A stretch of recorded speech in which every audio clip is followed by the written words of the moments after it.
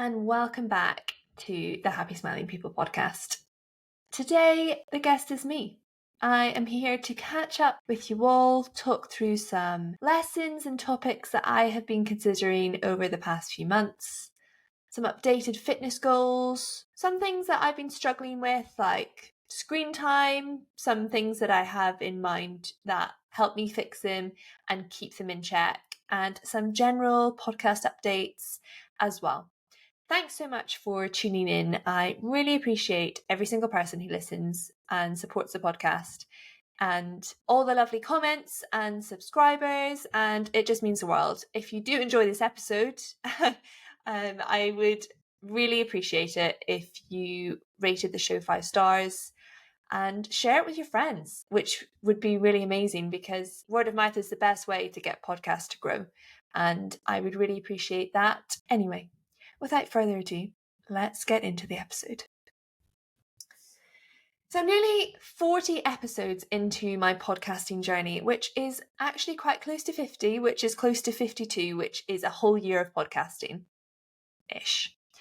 It's been a fantastic method for my own personal development, and I really benefit hugely from speaking to such successful, inspirational, and down-to-earth guests, and I am so grateful that they take time out of their busy schedules to speak to me.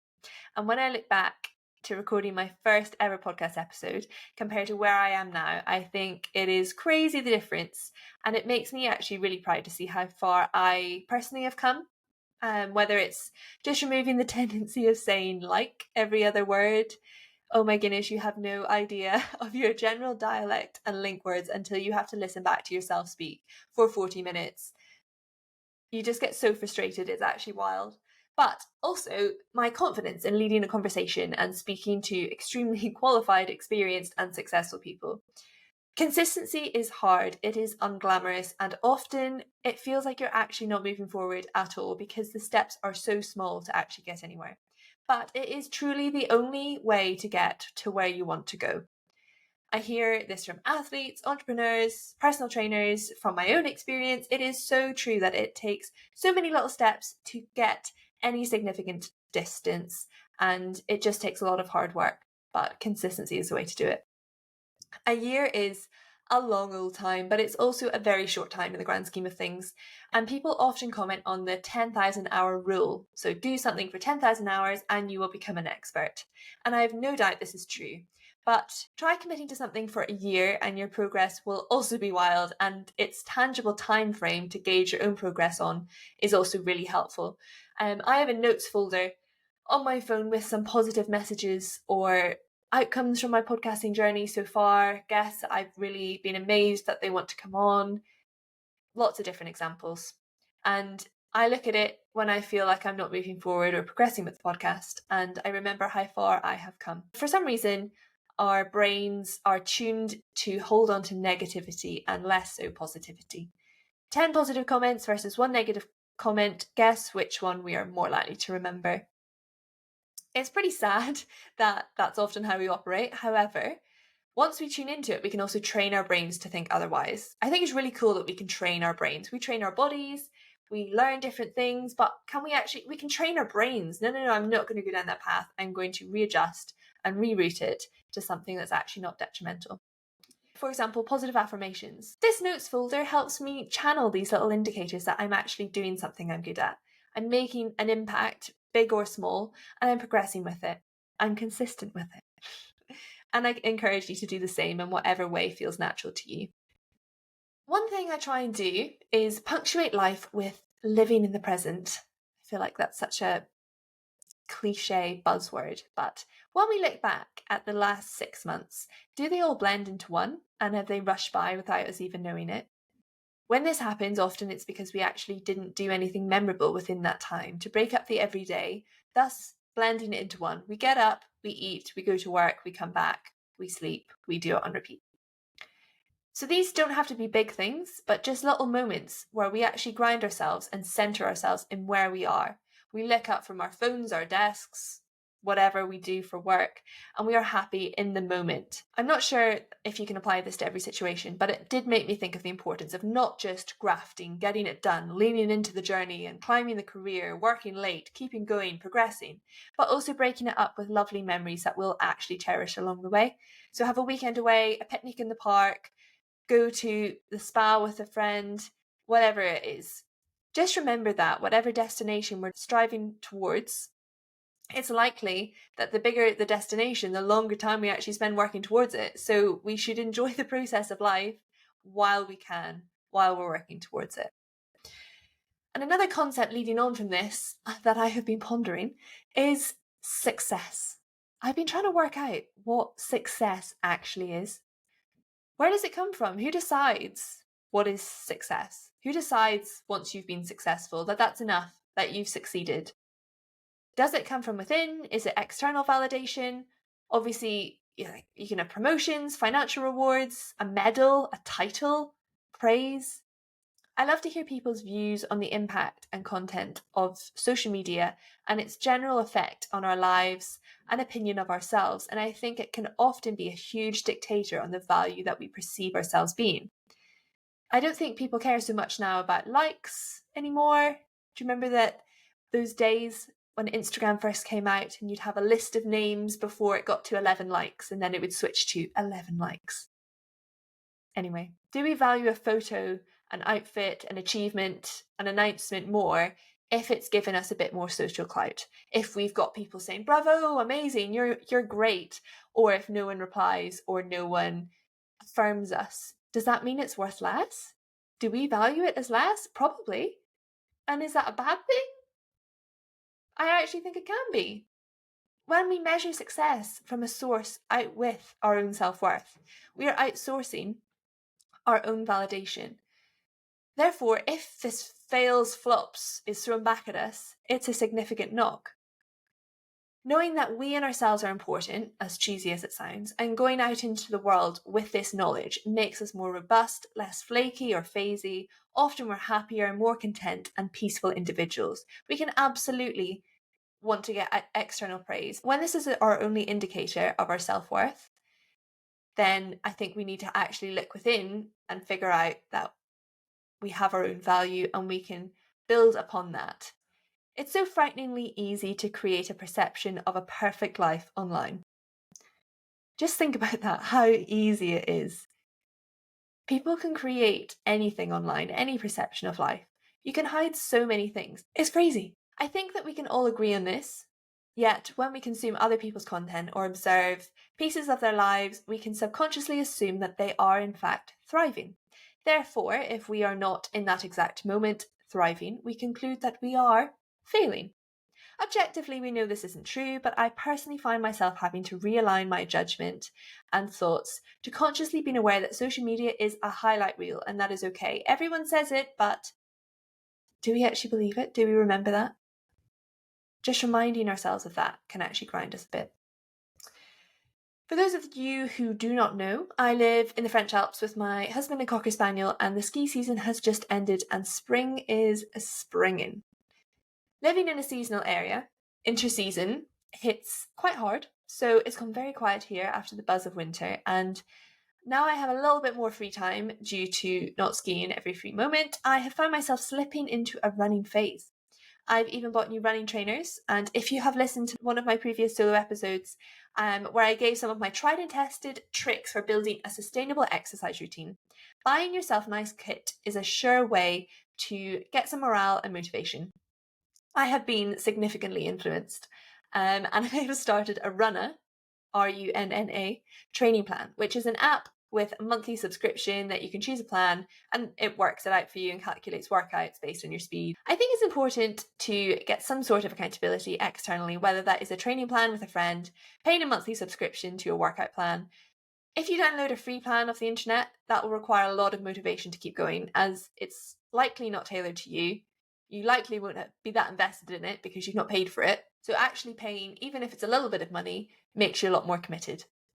The next priority on my list is to avoid injury. Being a fairly newbie runner, I don't have a pile of miles in my legs, as I have spent most of the past decade cycling instead. So therefore, I am trying to maintain strength workout and mobility and stretching out those old hamstrings.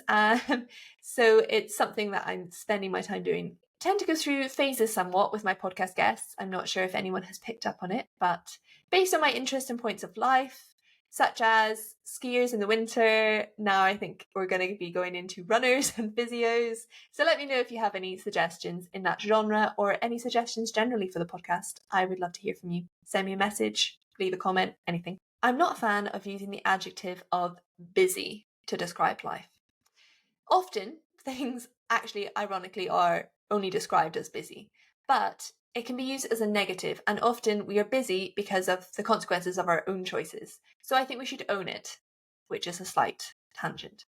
Anyway, life has been, for me, I'm going to try and think of another word. I'm going to call it full. Life has been full for me in the last 6 months or so, with fun things like skiing, cycling, running, seeing friends, but also balancing working full time, building a podcast, maintaining fitness, and trying to stay somewhat sane. I enjoy having a full week and things to do, but there are some things that I notice push me over the edge. So some might be fairly obvious, but I do think that they are suitable reminders for me personally, and I'm sure for you as well. So number one, we're going to jump straight into it. Sleep. You can achieve most things in life if you get adequate sleep. The quality that is deemed adequate may vary from thing to thing, person to person. If you maintain at least 8 hours sleep, I actually personally find that I need closer to 9 hours. Suddenly everything becomes a lot more doable. Our stress decreases, our emotions stay in check, and everything seems a little bit more okay. I heard Grace Beverley say that don't make any decisions after 9 p.m, which I think is actually a golden nugget of advice. How many times are we freaking out about something or indulging our indecision purely because we are tired? We just need time to sleep on it and we'll turn up a much more rational person in the morning. I think indulging indecision is such a draining thing to do, yet we all kind of do it and don't really realise we're in it until we've been staring at the checkout for like 20 minutes. And we're like, do I want to pay £5 for delivery? Just make the decision in the morning. You will be a lot more rational. Often, big decisions, not like your online shopping, do not need to be decided after 9 p.m. Most things don't need to be decided after 9 p.m. They can wait until morning. Next up on my list is outside time. There was a real trend around a while ago about why do you feel like crap? Have you eaten good food, got good sleep, been outside, not spent your whole day on your phone and so on? And it was like a bit of a joke, like, no. Like, of course you feel rubbish because you've not done anything that's good for you. But it's actually true. There's a reason that people talk about, like, brain food. Good diets are a fundamental part of building health, which enable us to achieve things that we dream of doing. Being outside, it's natural.